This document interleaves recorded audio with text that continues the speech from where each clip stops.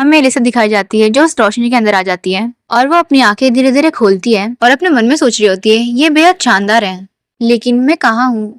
फिर अपने सामने की ओर देखकर थोड़ी सी हैरान हो जाती है और पीछे मुड़कर उस ट्री को देखती है और उसे हाथ लगाते हुए कहती है ये बहुत बड़ा पेड़ है, क्या ये सीक्रेट ट्री है? मुझे मेरे आसपास कुछ स्ट्रेंज माना का एहसास हो रहा है, ये किसी न किसी तरह से सिमिलर महसूस हो रहा है। और वो पीछे की ओर देखती है और उसके पीछे एक आदमी होता है जो अलीसा को देखकर उसे कहता है काफी समय हो गया है अलीसा। और अलीसा उसे देखकर कहती है क्या तुम लाडेन स्थिर हो? नहीं, इससे भी बढ़कर तुम मुझे कैसे जानते हो? ये सुनकर लाडेन उसे कहता है लगता है तुम्हारे मन में काफी सारे सवाल हो गए। सबसे पहली बात, मैं लाडेन स्थिर हूँ और ऐसा हो ही नहीं सकता कि मुझे ना पता हो क्योंकि मैंने तुम्हें 12 साल पाला है। और अलीसा तो ये सुन के बहुत हैरान हो जाती है। वो कहती है 12 साल? फिर लाडेन कहता है तुम्हारी माँ ने तुम्हें मेरे पास छोड़ दिया था।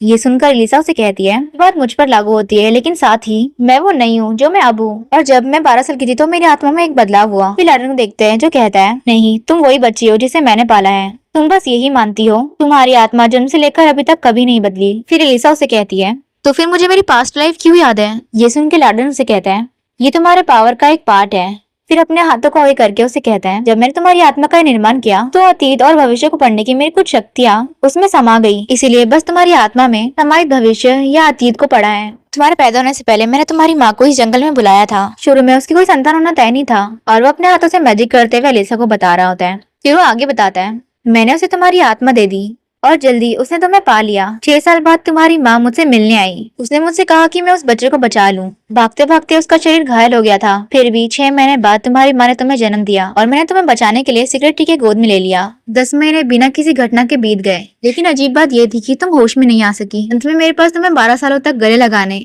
और पालने के अलावा कोई और रास्ता नहीं बचा था। ये सुनकर अलीसा शॉक्ड होते हुए उसे कहती है इसलिए मुझे बीते 12 सालों की कोई याद नहीं है। फिर लाडेन आगे उसे कहता है हाँ, और 12वें साल में ये संकेत मिले थे कि तुम जाग जाओगी, इसीलिए मैंने किसी को उस बच्चे को ले जाने के लिए बुलाया। मेरा मतलब है वो एल्बर्ट रूबिलियन। मैंने तुम्हें उसे सौंप दिया। तुम ही हो वो बच्चा। मेरा मतलब है जेनल्ड नहीं, क्योंकि तुम्हें उस बच्चे को शुद्ध करने के लिए चुना गया था जिसे अब रिचर्ड कहा जाता है। ये सुन के अलीसा कहती है रिचर्ड जेनल्ड है? फिर लाडेन उसे कहता है सही कहा, तुम्हें पता होगा क्योंकि तुमने सच्चाई के टावर में वो प्राचीन किताब देखी थी। उस बच्चे की शक्ति खतरनाक है। गॉड ने जेनेट की आत्मा को दुनिया को खत्म करने के लिए बनाया था। प्रतीक रूप से कहा जाता है कि एक ऐसी आत्मा है जिसे मनुष्यों और सबल प्राणी को खत्म करने के लिए बनाया गया था। ये सब सुन के अलीसा उसे कहती है क्या गॉड इस दुनिया को खत्म करना चाहते हैं? गॉड तो इंसानों से प्यार करते हैं। ये सुन के वो कहता है ये मानव केंद्र के एक अहंकारी दर्शक है जिसे मनुष्य ने बनाया था। इंसान गॉड द्वारा बनाया गया काफी सारे क्रिएटर्स में से एक है और मैंने तुम्हें अभी तक जिंदा रखने और उस इच्छा के विरुद्ध जाने के लिए बनाया है। ये सुन के अलीसा कहती है अगर मैं रिचर्ड की पावर को शुद्ध कर दूं तो क्या? तो फिर क्या होगा? उसके साथ क्या होगा? ये सुन के वो उससे कहता है तो जगता और अंधकार आत्मा का सर है। जिस आत्मा ने अपना सर खो दिया वो खत्म हो जाता है। ये काफी बुरा है, रिचर्ड मरने वाला है। ये सब सुन के अलीसा अपनी मुट्ठी को बंद करते हुए अपने मन में सोचती है बकवास, अगर ये हुआ तो ये प्राचीन किताब में वर्णित जेनेट और एरियन की कहानी से बिल्कुल अलग नहीं है। एरियन जेनेट को मारने में असफल थी, अन्यथा उसने जेनेट की शक्ति को खत्म करने के लिए अपने आप को बलिदान कर दिया। उसे इसकी पूरी उम्मीद थी कि उसके बलिदान से जेनेट बच जाएगा। हालांकि जेनेट उन इंसानों के हाथों मर गया जो उसे पसंद नहीं करते थे। क्या वो त्रसती दोबारा रिपीट की जाएगी? क्या ऐसे भले इंसान को ऐसी नियति देना क्रूरता नहीं है? वो दुनिया को तबाह कर दे और फिर मुझे भी यही नियति दी, क्या मुझे उसे मारना ही पड़ेगा? और ये सब सोचते हुए उसकी आंखों से तो आंसू आ रहे होते हैं। फिर लाडेन उसे कहता है हमारे पास ज्यादा समय नहीं बचा है, अभी उसकी आत्मा पूरी तरह से एक नहीं हुई है, इसीलिए वो हिम्मत नहीं हार रहा है। वो जल्दी अपना होश खो देगा और नरसंहार के लालच रखने वाला शैतान बन जाएगा। ना तो तुम ना तुम्हारा बच्चा उसे पहचान पाएगा। फिर एलिसा उससे पूछती है कि आत्मा पूरी तरह से एक नहीं हुई है? ये सुन के वो जवाब देता है मुझे लगता है कि तुम्हें अभी तक पता नहीं है, जेठ की आत्मा अभी तक अराजकता की शक्ति में पूरी तरह से विलीन नहीं हुई है। इसमें कोई शक नहीं है क्योंकि जंगल में तुम्हारे प्रवेश करते ही मैंने आत्माओं की मौजूदगी की जांच शुरू कर दी थी। फिर एलिसा को देखते हैं जो अपनी आंसुओं को पोंछते हुए उससे कहती है तो क्या मैं आपसे एक बात पूछ सकती हूँ? ये सुन के वो कहता है हाँ। फिर एलिसा अपने आंसुओं को पोंछकर उसे कहती है कि रिचर्ड की आत्मा को अराजकता की शक्ति से अलग कर सकते हैं? ये सुनकर तो लाडेन एकदम शॉक्ड हो जाता है और हैरानी से उसे ही देख रहा होता है। फिर एलिसा उसे कहती है आपने अभी अभी ये कहा है कि वो जुड़ा हुआ नहीं है। फिर लाडेन उसे बताता है ये तभी संभव है जब दो आत्माएं एक दूसरे से मिल जाएं। हालांकि मैंने इसे अराजकता की शक्ति कहा था, लेकिन इसकी जड़ जेनेट की आत्मा है। एक बार आत्माएं आपस में जुड़ने लगे तो उन्हें अलग करना आसान नहीं होता। ये सुन के एलिसा उसे कहती है लेकिन कोशिश करने में क्या हर्ज है ना? हम किस्मत को बदल सकते हैं, है ना? तो फिर हमें उस किस्मत का अनुसरण करने की बजाय अपने ही सवालों का जवाब ढूंढ लेते हैं। लाडेन को देखते हैं जो ये सब सुन के एकदम शॉक्ड होता है। फिर वो एक गहरी सी सांस लेता है और उसे कहता है ठीक है, अगर तुम चाहती हो तो। फिर अपना हाथ आगे करता है और उसे कहता है अब तुम जाओ। अगर मैं तुम्हें इस तरह और देर तक पकड़े रखा तो जंगल आग के सागर में बदल जाएगी। और वो एलिसा को वहां से भेज देता है। फिर कहता है अलीसा और अपने दिल पे हाथ रखते हुए कहता है नहीं एरिन, तुम शायद इसे बदल सकती हो, तो हार मत मानना। उसके बाद हम अलीसा को देखते हैं जो वहाँ से बाहर आ जाती है। फिर वो अपने पैरों को नीचे रखती है और सामने देखकर कहती है क्या मैं फिर से हरे भरे जंगल में लौट आई हूँ, लेकिन रिचर्ड कहाँ है। फिर वो ऊपर की ओर देखती है और रिचर्ड को देखते हैं जो काफी परेशान होता है और उसे देखकर कहता है अलीसा। फिर वो नीचे आके अलीसा को हक कर लेता है और कहता है ओ माय गॉड। फिर अलीसा को देखते हैं जो उसे हक करते हुए कहती है क्या तुम्हें सरप्राइज हुआ कि मैं अचानक गायब हो गई। मैं ठीक हूँ रिचर्ड। फिर रिचर्ड को देखते हैं जो परेशान होते हुए उसे कह रहा होता है अगर मैं इस तरह अचानक गायब हो जाऊं तो ये मैं ही हूँ। फिर एलिसा उसके पेट को थपकाते हुए उसे कहती है कोई बात नहीं, अब मैं कहीं नहीं जा रही हूँ, मैं गायब नहीं होने वाली। मेरी तरफ देखो रिचर्ड, क्या तुम अपनी पत्नी का चेहरा नहीं देखना चाहते हैं। रिचर्ड उसे देखते हुए कहता है हाँ मैं देखना चाहता हूँ। फिर एलिसा उसे बताती है मैं इस दिन लाडेन से मिली। ये सुन के रिचर्ड कहता है क्या वो पहले से ही मौजूद है। फिर एलिसा कहती है हाँ सौभाग्य से, और मैं बहुत कुछ जानती हूँ। लाडेन जिसने मुझे 12 साल तक सीक्रेट ट्री के जंगल में पाला था और उन्होंने मुझे लेड ड्यू के पास भेजा ताकि मैं तुम्हारी शक्ति को शुद्ध कर सकूं। और हाँ, ये बोलकर वो खामोश हो जाती है। फिर अपने मन में सोचती है पास्ट लाइफ की बात ना करो, अगर रिचर्ड को भविष्य के बारे में पता चल गया तो वो मेरे और हैनेस के लिए खुद को कुर्बान कर देगा। फिर एलिसा रिचर्ड के हाथों को पकड़ते हुए उसे कहती है तुम्हारी आत्मा इस समय 2 भागों में बटी हुई है और आपस में विलीन होने की कोशिश कर रही है, और इन 2 आत्माओं में से एक आत्मा है। उतने में रिचर्ड उसे कहता है जेनेट की आत्मा। ये सुनकर तो एलिसा हैरान हो जाती है। फिर रिचर्ड उसे कहता है सॉरी एलिसा, दरअसल मैं कुछ दिन पहले मार्गोस रेमोर से मिला था और उसने मुझसे ये कहा। उसके बाद कुछ समय बाद देखते हैं रिचर्ड और एलिसा एक पेड़ के नीचे बैठे होते हैं। रिचर्ड एलिसा से कह रहा होता है मैं तुम्हें इस बारे में बताना चाहता था लेकिन मैंने तुम्हें कभी नहीं बताया क्योंकि मैं तुम्हें उस बात को लेकर परेशान नहीं देखना चाहता था जिसके बारे में मुझे खुद यकीन ना हो। उसके बाद एलिसा को देखते हैं जो रिचर्ड के कंधे पे अपना सर रखती है और अपने मन में सोचती है रिचर्ड सब कुछ जानता है। फिर वो उसे कहती है रिचर्ड सीक्रेट ट्री के जंगल में बड़े होते हुए मुझे लाडेन में कुछ शक्तियां मिली और मैंने अपना भविष्य देखा। फिर रिचर्ड को देखते हैं जो ये सुन के कहता है क्या तुमने हमारा फ्यूचर देखा। फिर एलिसा उसे बताती है ऑफ कोर्स मैंने सब कुछ नहीं देखा क्योंकि मुझे पूरी शक्ति नहीं मिली थी। उस फ्यूचर में जो मैंने देखा उसमें वो मुझसे प्यार नहीं करता था और मैंने तुम्हें सिर्फ ऑब्जेक्शन से देखा। जब हैना से एक बिगड़े हुए रिश्ते से मेरे पास आया तो मैंने उसे अपने पेट में मारने की कोशिश की, इसीलिए क्योंकि मैंने वो भविष्य देखा था। मैंने अपने दुर्भाग्य से बचने के लिए भागने की कोशिश की। उसके बाद रिचर्ड को देखते हैं जो ये सब सुन के उससे कहता है मेरे लिए तुम्हें या हैनेस को चोट पहुंचाना इम्पॉसिबल है। एलिसा उसे कहती है सही कहा, क्योंकि तुम अब मुझसे प्यार करते हो। फिर उसे प्यार से देखते हुए कहती है रिचर्ड जिस तरह वर्तमान भविष्य से अलग है जो तुमने देखा था उसी तरह भाग्य भी बदल सकता है। नहीं, मैं इसे बदलूंगी। रिचर्ड ये सुन के उससे कहता है ऑफ कोर्स तुम करोगी। उसके बाद सीन शिफ्ट होता है, हमें मार्कोस का मेंशन दिखाया जाता है। फिर हमें प्रिंसेस और मार्कोस दिखाया जाता है जो बैठे हुए होते हैं और मार्कोस प्रिंसेस से कह रहा होता है तुम काफी दिनों से घर नहीं लौटी तो तुम इतनी घबराई क्यों हो। प्रिंसेस ने तुम्हें विला भेजा है ताकि क्राउन प्रिंस अपनी प्रेमिका को चुपके से बाहर ले जा सके। इस सिचुएशन में तुमने एक जल्दबाजी नहीं की होगी है ना। फिर प्रिंसेस को देखते हैं जो घबराते हुए उसे कहती है डैड ये सब हुआ है, दरअसल मैं जब प्रिंस के नाजायज बच्चे को तलाश कर रही थी तब मैंने उसे ढूंढा। सबसे पहले उसे निपटने की कोशिश की लेकिन मैं उसे मार नहीं सकी क्योंकि एलिसा नाम की उस लड़की ने बीच में आकर सब खराब कर दिया और उसने इस काम में दखल दिया। कहानी का मतलब ये है कि इस बार उसे गलती से एक नाजायज बच्चा मिल गया और मैंने उसे मारने के बजाय उसे गोद देने की कोशिश की, लेकिन एलिसा उस बच्चे को डचे में ले गई। फिर मार्कोस देखते हैं जो प्रिंसेस से कहता है अगर एम्परर को उस बच्चे के अस्तित्व के बारे में पता चल जाए तो क्या होगा। फिर प्रिंसेस कहती है काश मैं प्रिंस के बेटे को जान से पाने की अपनी कोशिश के बारे में उसे बता देती। उतने में मार्कोस उसे एक थप्पड़ मार देता है और उसे कहता है व्हाट अ फेलियर, अगर सच्चाई सामने आ गई तो क्या होगा। यकीनन वो इसे बहाना बनाकर हम पर राजद्रोह का आरोप लगाएंगे और हमें फंसा देंगे। फांसी के चौक पर लटका हुआ तुम्हारा सर अद्भुत दिखाई देगा। फिर वो अपने मन में सोचता है इसीलिए किंग ने ऐसा कहा। ये मेरे लिए भी काफी खतरनाक है लेकिन मैं अपनी इच्छाओं को पूरा करे बगैर मर नहीं सकता। और काफी अजीब स्माइल दे रहा होता है। फिर वो आगे सोचता है अब समय से पहले ही पावर की प्रवाह को तेज करने के अलावा और कोई विकल्प नहीं बचा है। जिंदा लोगों की आत्माओं के माध्यम से अराजकता की शक्ति और भी प्रबल हो सकती है और बेशक उससे मिली मौत की शक्ति भी बैटलफील्ड भी सेना की भारी भीड़ जिताने के लिए काफी नहीं है। इसीलिए मुझे लगता है कि मुझे कुछ ऐसा करना होगा जिससे राजा को बहुत सारे लोगों को मारना पड़े। ये सब सोच ही रहा होता है उतने में से कोई बुलाता है मार्कोस। वो दोनों ही उस ओर देखते हैं। बाहर से उसका बटलर आते हुए उसे कहता है गेस्ट आ चुके हैं। ये सुन के मार्कोस अपने मन में सोचता है सही समय पे वो आ गया। फिर वो वहाँ से जाते हुए कहता है बस बहुत हो गया, मैं इसका ख्याल रखूंगा, इसीलिए चुप रहो और ध्यान आकर्षित मत करो। और ये सब सुन के तो प्रिंसेस एकदम खामोश होती है। फिर मार्कोस वहाँ से जाते हुए अपने बटलर से कहता है उस गेस्ट को ऑफिस में ले आओ। ये सुन के वो कहता है जैसा आप कहें। उसके बाद प्रिंसेस को देखते हैं जो अपने मन में सोच रही होती है क्या मैं सच में ऐसे ही स्थिर रह सकती हूँ, लेकिन अब मेरे फादर के रूप में कुछ अजीब सा लग रहा है, जैसा कि उनके ऊपर किसी का साया हो। मुझे चिंता हो रही है कि स्वर्ग का रिश्ते आखिर क्या है और वो क्या करना चाहते हैं। फिर वो वहाँ से खड़ी हो जाती है और कहती है मैं ऐसे नहीं रह सकती। फिर वो इधर उधर देखते हुए अपने मन में सोचती है मैं ये सुनना चाहती हूँ कि मेहमान क्या बात कर रहे हैं। फिर वो आगे बढ़ती है और दरवाजे को लॉक कर देती है और खिड़की के पास आते हुए अपने मन में सोचती है, ये ऑफिस बगल वाला कमरा है, अब मैं खिड़की से बातचीत सुन सकती हूँ। फिर वो खिड़की से बाहर की ओर देखती है और वो कुछ सुन के शॉक हो जाती है और कहती है, ओ माय गॉड डैड, आखिर स्वर्ग का क्रिएटर क्या योजना बना रहा है। और वो काफी ज्यादा ही घबराई भी लग रही होती है। वो सीन शिफ्ट होता है, हमें एक मॉन्स्टर दिखाया जाता है जो घुर्रा रहा होता है और उतने में रिचर्ड उसे मार देता है और कहता है, तुम्हारी हिम्मत कैसी हुई। फिर रिचर्ड के पास थॉमसन आते हुए उसे कहता है, योर हाइनेस, गाड़ी के पूर्वी हिस्से में मौजूद सारे मॉन्स्टर खत्म हो चुके हैं। फिर एक नाइट उसे कहता है, और सभी होलीगन्स भी खत्म हो चुके हैं। फिर उसके बाजू वाले नाइट को देखते हैं जो रिचर्ड से कहता है, वैसे ये तीसरा हमला था, हमें ये पता करना होगा कि कहीं आसपास मॉन्स्टर ने अपना अड्डा न बना लिया हो। रिचर्ड को देखते हैं जो ये सब सुन के अपने मन में सोचता है, ऐसा लगता है कि खाली जड़ों का प्रभाव बढ़ गया है।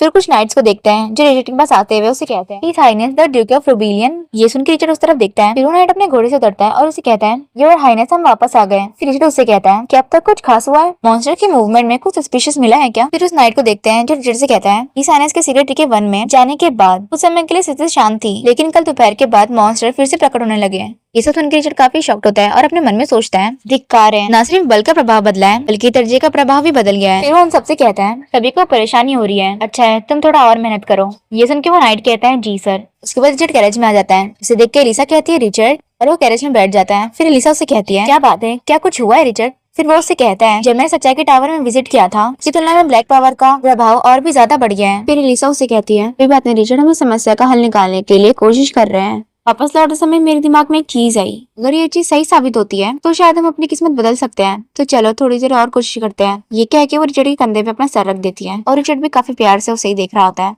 उसके बाद सीन शिफ्ट होता है, हमें ड्यूक मैंशन दिखाया जाता है जहाँ पे सारे लोग उनका ही वेट कर रहे होते हैं। लियोन को देखते हैं जो उन्हें देखकर कहता है, अंकल सिस्टर वेलकम बैक।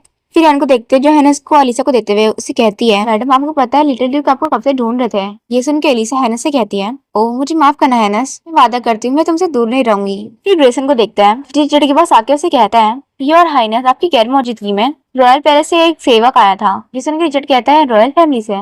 फिर ग्रेसन उसे कहता है, जी हाँ, लीसा ने सबसे सार्वजनिक विस्तार के बारे में पूछना चाहते हैं। उन्होंने आपको 3 दिन बाद महल में आने का आदेश दिया है। ये सुन के रिचर्ड अपने मन में सोचता है, सार्वजनिक विस्तार की बात करना ये सिर्फ एक बहाना है। उनका इरादा मेरी राजनीति प्रतिष्ठा को कम कराना है, क्योंकि राजधानी के बाहरी इलाकों में मौजूद मॉन्स्टर को सफाया करने के लिए क्षेत्र से और नाइट्स को बुलाया गया। वो निश्चित रूप से इसे राजद्रोह के चर्चा करने के बहाने के रूप में इस्तेमाल करना चाहते हैं। सुनने में अलीसा उसे कहती है, रिचर्ड। ये सुनकर रिचर्ड कहता है, हाँ चलो तुरंत चलते हैं। फिर लियोन को देखते हैं जो उनसे कहता है, अंकल आप और सिस्टर फिर से हमें छोड़कर जाना चाहते हैं, मुझे ये पसंद नहीं है। चिड़िया सुनकर रिचर्ड झुकता है और उसे अपनी गोद में लेते हुए उसे कहता है, बिल्कुल नहीं, इस बार हम साथ चलेंगे। ये सुन के लियोन कहता है, सचमुच ये बहुत बढ़िया है। रिचर्ड को देखते हैं जो लियोन को गोद में ले लेता है और एलिसा से कहता है, तो फिर हम चले एलिसा? ये सुन के एलिसा कहती है, हाँ चलो चलते हैं। और हेनस भी काफी खुश लग रहा होता है। उसके बाद सीन शिफ्ट होता है, हमें टेंपल का सीन दिखाया जाता है जहाँ पे लियोन भागते हुए कह रहा होता है, योर होलीनेस, और वो काफी चमक रहा होता है। फिर पॉप को देखते हैं जो उसे देखकर कहता है, तुम कैसे हो लियोन? फिर लियोन उसे कहता है, मैंने आपको काफी मिस किया, और पॉप तो उसे गोद में ले लेता है। फिर एलिसा को देखते हैं जो पॉप से कहती है, आपको देखे काफी समय हो गया डैड। सुन के पॉप कहता है, एलिसा तुम भी यहाँ हो? फिर रिचर्ड पॉप से कहता है, आपको देखे काफी समय हो गया फादर इन लॉ। ये सुन के पॉप कहता है, ड्यूक आप भी यहाँ पे हो? फिर एलिसा को देखते हैं जो उसे कहती है, सबसे महत्वपूर्ण बात, ट्री के बारे में कुछ बात करनी है, क्या हम थोड़ी देर बात कर सकते हैं? उसके बाद लियोन को देखते हैं जो एन से कह रहा होता है, फूलों की देखभाल ऐसी ही की जाती है। ये सुन के एन कहती है, वाह ये तो कमाल है। पॉप को देखते हैं जो उन्हें खिड़की से देखते हुए कहता है, लगता है तुम सेक्रेटरी के जंगल में गई थी, क्या तुम्हें इस बारे में और कुछ पता चला? ये सुन के अलीसा कहती है, हाँ मुझे उम्मीद से ज्यादा जानकारी मिली। सबसे पहली बात, मेरी मुलाकात लैटिन स्टेट से हुई, सेक्रेटरी के जंगल में। ये सुन के पॉप कहता है, मुझे यकीन नहीं हो रहा कि वो ज्ञानी व्यक्ति अभी भी है, क्या तुम्हें कोई और उपाय मिला? फिर एलिसा कहती है, नहीं, उसने बस इतना कहा कि रिचर्ड की शक्तियों को शुद्ध करने की आवश्यकता है, और भी रिचर्ड की शक्तियां बढ़ती जा रही हैं। इसका प्रमाण ये है कि बल प्रभाव का आधा प्रभाव बढ़ गया है, लेकिन मुझे लगता है कि मुझे इसका एक उपाय मिल गया है जिसे मैं आजमाना चाहती हूँ। ये सुन के पापा से कहता है, कैसे? फिर एलिसा उससे कहती है, लाडेन ने मुझसे कहा। फिर वो याद करती है, लाडेन ने उसे कहा था आत्मा अभी तक रिचर्ड में पूरी तरह से विलीन नहीं हुई है। फिर एलिसा कहती है, तो क्या आत्मा को शुद्ध करने के बजाय रिचर्ड से अलग करना संभव नहीं होगा? मैंने ये सोचा है। ये सुन के पॉप कहता है, ये एक से ज्यादा आत्मा हो सकती है, तो हाँ ये अभी भी खतरनाक है, लेकिन आत्मा को शुद्ध करने से बेहतर है। हालांकि अगर स्थिति में हस्तक्षेप की कोई गुंजाइश ना हो तो ये कहीं ज्यादा गंभीर हो सकता है। फिर एलिसा कहती है, मैंने भी यही सोचा था, इसलिए मैं लगातार पीछे मुड़कर जांच करती रही, और आज सौभाग्य से मैंने ये सुनिश्चित कर लिया कि वहीं एक गैप है, हालांकि गैप पहले से छोटा लग रहा है। फिर पॉप कहता है, ऐसा लगता है कि वो वास्तविक समय में आसपास में जुड़ जाएंगे। ये सुन के एलिसा कहती है, हाँ इसलिए मुझे अपने फादर की मदद चाहिए। मैं इस आत्मा को रिचर्ड से अलग करना चाहती हूँ। फिर पॉप कहता है तुम्हें एक सेफ जगह और किसी अनहोनी दुर्घटना की स्थिति में एक कवच की जरूरत होगी। अब मेरे पीछे आओ, मुझे तुम्हारे सोच को आजमाने के लिए एक अच्छी जगह पता है। उसके बाद वो उन्हें एक जगह लेके आता है और कहता है ये जगह टेम्पल के पास है और ये सुनसान जगह है जहाँ पर कोई नहीं आता, यहाँ सब ठीक रहेगा। फिर लिसा उसे कहती है थैंक यू डैड। उसके बाद वो आगे कहती है तो प्लीज क्या आप आसपास में कोई सुरक्षा मंत्र पढ़ सकते हैं ताकि हम किसी भी घटना में रोक सके। रिचर्ड अगर तुम्हें कुछ भी असामान्य लगे तो मुझे तुरंत बता देना। फिर पॉप को देखते हैं जो कहता है मैं समझ गया। फिर रिचर्ड कहता है ठीक है। उसके बाद लिसा रिचर्ड के पीठ की ओर हो जाती है और अपनी आंखें बंद करके अपने मैजिक का यूज करने लग जाती है और अपने मन में सोच रही होती है मैं रिचर्ड की आत्मा और अराजकता की आत्मा को देख सकती हूँ। ये लगातार एक दूसरे में विलीन और समाहित हो रहे हैं। मुझे आत्माओं को धाराओं में होली पावर की शक्ति को यूज करके डिवाइड करना होगा और वो अपनी पावर से उन्हें अलग करने लग जाती है। फिर वो आगे सोचती है जैसा मैंने सोचा था वो डिवाइड हो गए हैं और मेरा अनुमान सही था। इस तरह मैंने उस खाली जगह में होली पावर भर दी है। उतने में कुछ होता है वो पावर अलीसा के पास आ रही होती है और ये देख के तो अलीसा बहुत शॉक हो जाती है। फिर छोटू देखते हैं जो अलीसा को ऐसा देखकर कहता है अलीसा एक मिनट रुको और वो पावर अलीसा के पास चली जाती है जिस वजह से अलीसा चीखती है और वो पावर अलीसा के पास जा रही होती है और रिचर्ड तो देख के काफी घबराया हुआ होता है। फिर पॉप को देखते हैं जो अपनी पावर का यूज करते हुए कहता है ओह माय गॉड। फिर अपने मन में सोचता है डैम इट, अंधकार की शक्ति मेरे सोच से कहीं ज्यादा शक्तिशाली है। अगर हालत ऐसे ही रहे तो और वो पावर उसकी शील्ड को भी तोड़ देती है। फिर कुछ देर बाद पॉप को देखते हैं जो कहता है ओह माय गॉड मुझसे वापस नहीं हो रहा। एक जबरदस्त धमाके ने शील्ड तोड़ दी। फिर वो सामने की ओर देखता है और कहता है मेरे बच्चे तुम्हारे साथ क्या हुआ है।